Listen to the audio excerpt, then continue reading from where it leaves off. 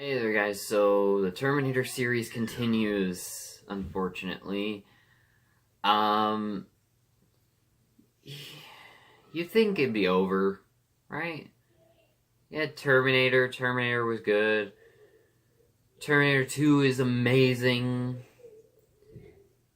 And I'll say this real quick about Terminator 2. I said in my Scott Pilgrim review that Terminator 2 was dethroned as my favorite movie of all time. I spoke a little too soon on that. I was just like really excited about how amazing Scott Pilgrim was and how much I absolutely loved it. Um, I would still say probably Terminator 2 is still my favorite movie of all time because I just rewatched it on Blu-ray recently, and I'm hopefully going to be seeing it in 3D sometime this week.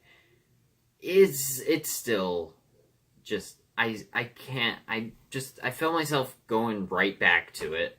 And so I just wanted to clear that up. I keep saying but yeah, I wanted to clear that up. So Terminator 2 is still my favorite movie of all time. I would put Scott Pilgrim as probably number 2 though. But let's talk about Terminator 3, which is neither of those spots on my list. Terminator 3 Rise of the Machines is set in 2003, I believe, and it tells the story of, well, basically what happens is after Terminator 2, I thought the story was over.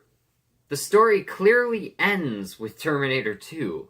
You could argue that there are certain movies that came out that you actually ended up liking and would like to consider to still be canon in the Terminator series. For me, it's Terminator Genisys. I know a lot of people hate Terminator Genisys. I actually thought it was pretty good. Not great, but just pretty good. I thought it was probably like on par with the first Terminator. And I felt like it was way better than Terminator 3 or Salvation, which I even didn't really hate Salvation. Like, I didn't like Salvation, I just didn't hate it. But yeah, so I guess this is my least favorite Terminator movie. I would still say it's a better movie than Salvation. Because Salvation is horrible. Salvation is completely horrible. I didn't hate it. There were a couple of things. There were like 2 things that I liked in the movie. That's it. So I'll talk about Salvation when I get to it, which will actually be pretty soon. This movie is just bad. This is really bad. So what happens is it's like 2003, and we find out that in Terminator 2, when they thought they had actually prevented Judgment Day by destroying the arm from the first Terminator, destroying the chip, and then destroying the T-800 that was Arnold from Terminator 2, not the one from Terminator 1, thought Judgment Day was prevented, but nope. It was just delayed for like 6 years. It was delayed by 6 years. So yeah, get a pretty stupid sequel set up, basically. So the Terminator is sent back again to protect an older John Connor, not played by Edward Furlong, played by a new actor. That means, I'm pretty sure that makes it that John Connor is played by a different actor in every single Terminator movie.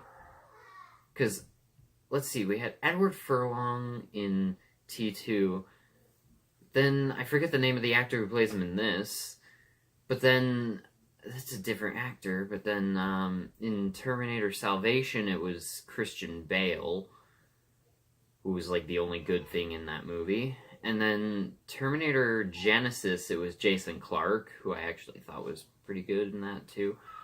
So yeah,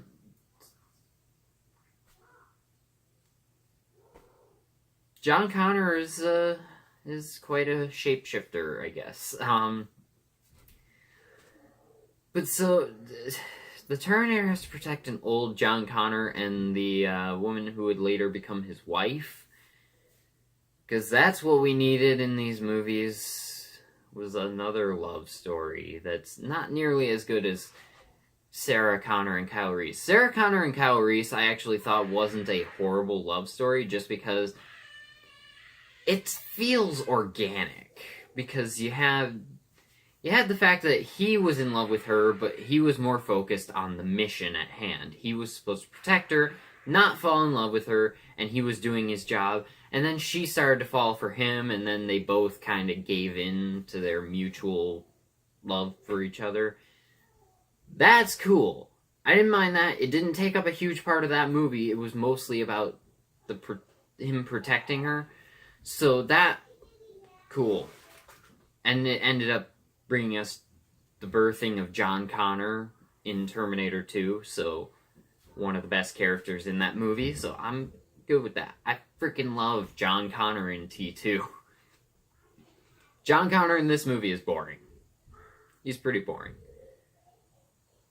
But yeah, so he's got to protect them, and let's talk about the cast. Arnold Schwarzenegger is always great as the Terminator. That's the only great thing about this movie. Everything else is pretty horrible. I'm going to talk about what I liked first, though. The concepts, some of the concepts were cool. I liked seeing, like, the actual event of Judgment Day finally, like, come to a head after all the setup.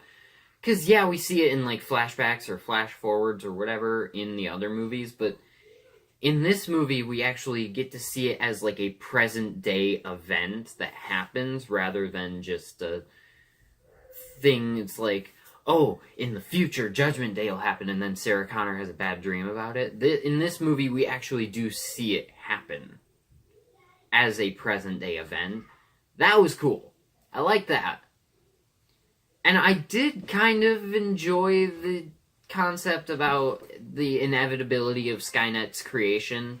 That was cool, I guess. It kind of made Terminator 2 meaningless, but it was kind of cool just because it's like, with these movies being all about, like, fate and destiny, it's kind of a cool concept that you can't escape destiny, that we are destined to create Skynet and destroy ourselves. That, I thought was cool. But I think the biggest issue of this movie is the absence of Sarah Connor, who, I guess, died of leukemia in between T2 and this. The biggest problem I have with this movie is that instead of getting the Terminator and Sarah Connors back and forth, which I also thought was another great thing about Terminator 2, because Sarah Connor doesn't trust the Terminator's there to protect John Connor, he's not going to leave his side, so she kind of has to deal with the fact that he's not leaving, she can't leave, so she's got to kind of temporarily put her trust in this machine. That was a cool storyline. And then she slowly starts to actually, accept the machine. That was cool. That's what is sorely missing from this movie, because one of the biggest things about Terminator 2 is that it has heart. And notice I keep going back to Terminator 2, because that is like the shining symbol of the Terminator franchise. Yeah, Terminator 1 is great, but Terminator 1 is so overshadowed by Terminator 2. I honestly think that Terminator 2 is the better movie, and a lot of the things that I didn't like about Terminator 1 were fixed in Terminator 2. So I keep going back to Terminator 2 because Terminator 2 was the shining example of what this franchise should be. Not a franchise. It should have been 2 movies, and that's it. But one of the biggest things about the Terminator 2 was the fact that the movie had a lot of heart to it. This movie has no heart. And that is what is missing. The TX felt like a ripoff of the T-1000. It was just kind of stupid. There's nowhere you can go after you do liquid metal.